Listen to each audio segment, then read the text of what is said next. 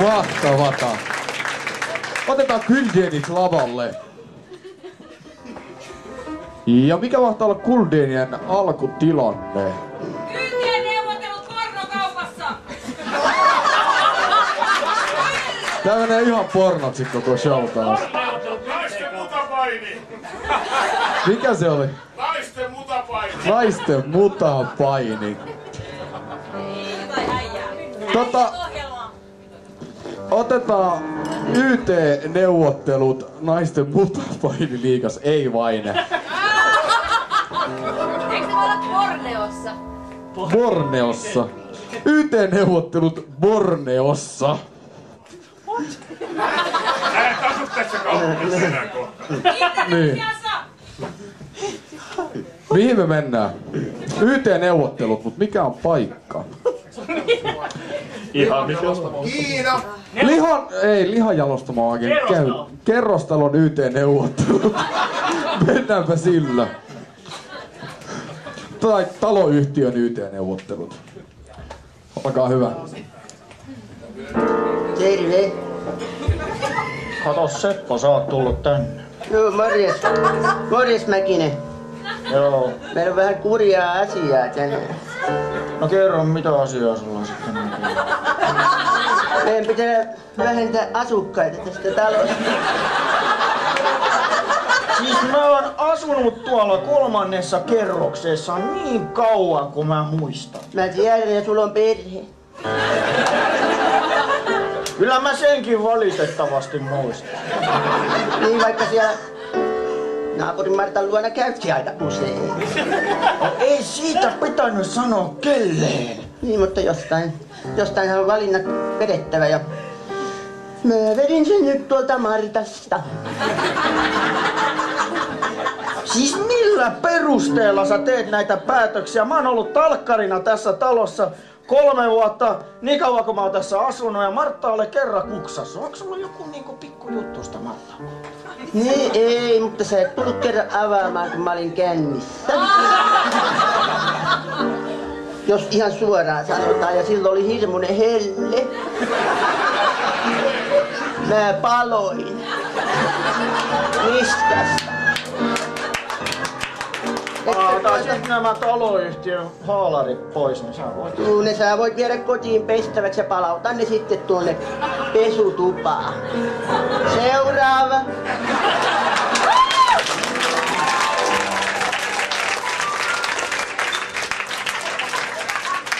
Semmosta. Mitä tässä kohtauksessa tehdään uudelleen? Kaikki. Tehdään kyllä, lupaan, että tehdään koko kohtaus. Smackdown! What? Smackdown! Kokeillaanpa kohtausta vapaapainien. Ei kokeilla.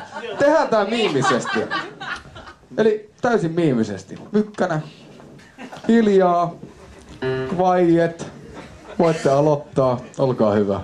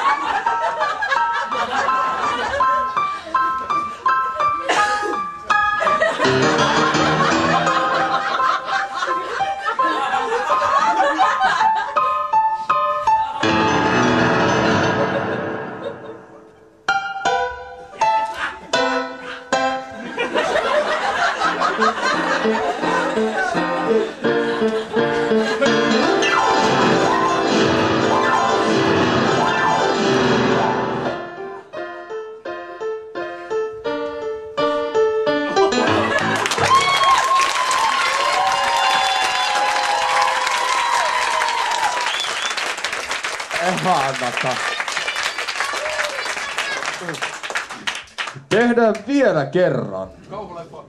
Huutaa ja hyppiä. Länkkäreitä! Kauhuleffa. Spede.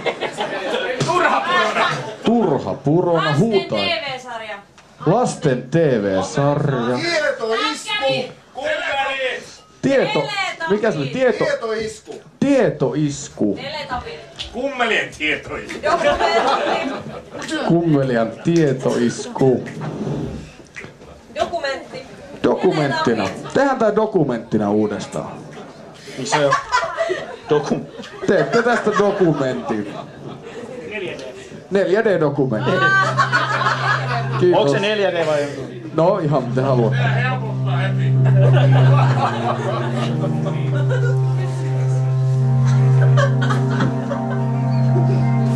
Kello oli aika vähän, kun Mäkinen astui YT-huoneeseen.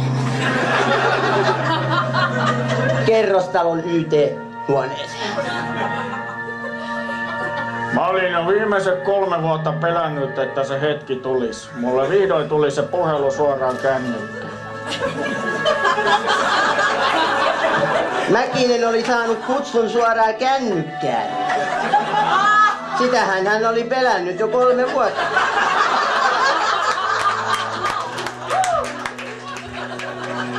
Huoneessa häntä vastassa oli Markku. Sillä hetkellä, kun se puhelu tuli, niin mä olin ihmetellyt tosi paljon, miksi Martan numerosta soittaa Markku. Martan puhelimella soitti tosiaan Markku, joka olen minä. Ja siis häntä vastassa huoneessa numero 314, joka sijaitsee kellarissa. Siitä sitten alkoivat neuvottelut. Sä olet pyytänyt mut nyt tänne sillä puhelimella. Mitä sulla on oikein mielessä? Mä olin sillä hetkellä tosi järkyttynyt.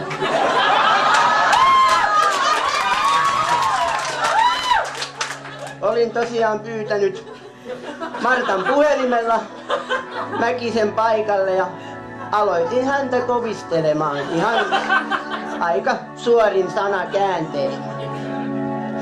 Ei hitto, toi Markku ei niinku selitä yhtään mitään. Me täytyy leikata tästä ainakin vartti pois. Se sanoo koko ajan puhelinjuttua. Sopiiko, että Okei. Nyt se vihdoin kertoo mulle, mitä sulla on mielessä.